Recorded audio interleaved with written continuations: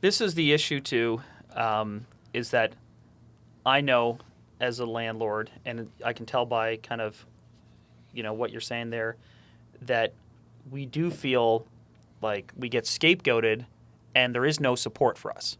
And then as a tenant who's had a bad experience, I can understand why they feel sort of antagonistic, right? And then any time that there's any sort of publicity on it, I mean, look what happened when the pandemic hit, and the first thing they did was freeze rents.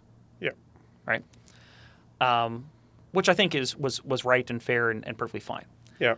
But the underlying message of that was that the housing issue is a landlord issue.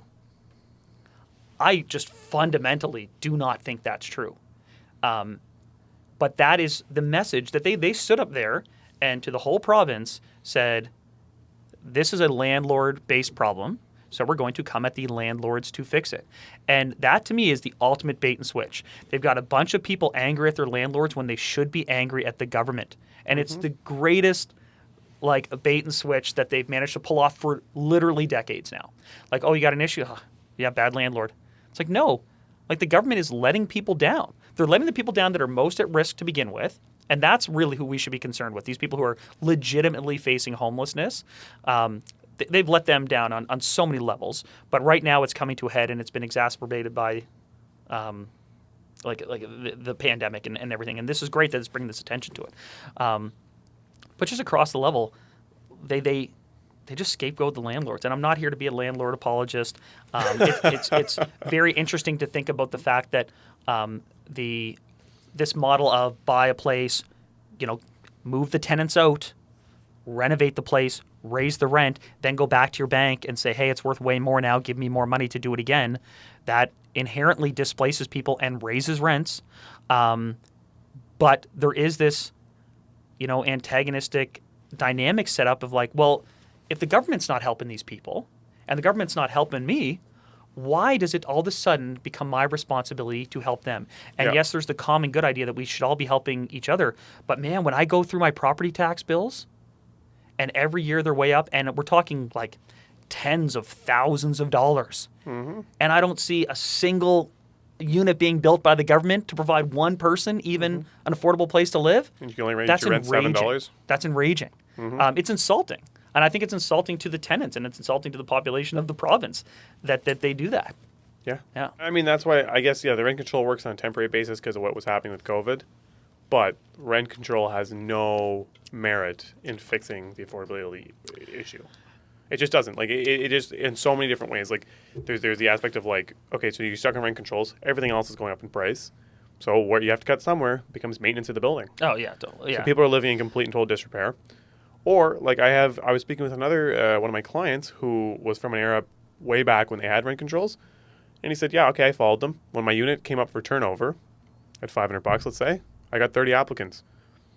I didn't take any of the people. I just took top people. He said, I still got applicants that made full good money that could pay $2,000 a month. He's like, I'm going to take them, obviously, instead of taking someone that's just barely making ends meet to get into this $500 unit. Like, yeah, and in a city that's growing, like, you're literally saying, okay, welcome to our city, by the way, we're going to screw you over because we're going to overcharge you based on the fact that we can't charge market rents for everyone else. Then the new units go crazy. Yeah. Then you create all these like other problematic tiers, and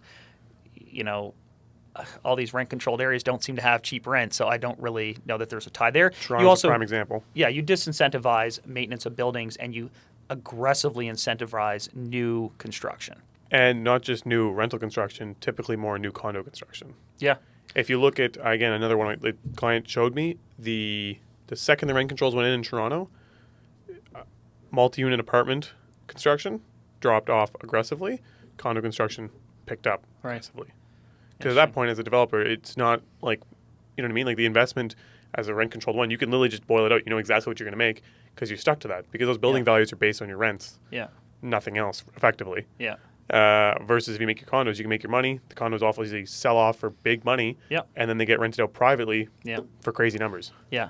And then you get into further inflating the price of the market as you sell these condos to speculative investors. And then people who can't live in the actual homes that they own to begin with. Like they can't afford to buy single family homes. Which So we can agree on a temporary measure, rent control oh my God, has merit, but on a long-term fix, it has no value. It was needed for sure, and I think some of the steps towards protecting people who are in places and all that sort of stuff is required.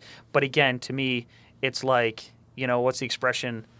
There's a big hole in the boat over here, and we're sinking, and you're over here like plugging little cracks in the hull of the boat. Yeah. It starts with the government intervening on a massive scale to provide, and that means build, create stock of housing, and then support these people, through other means too, mental health, transit, all of these things. Yeah. But maybe that's just too grandiose and it's not realistic. And I don't know, like if you're shooting for some utopian ideal, it's not going to happen. So these small steps are important, but it's going to have to be on a grand scale and multi-pronged.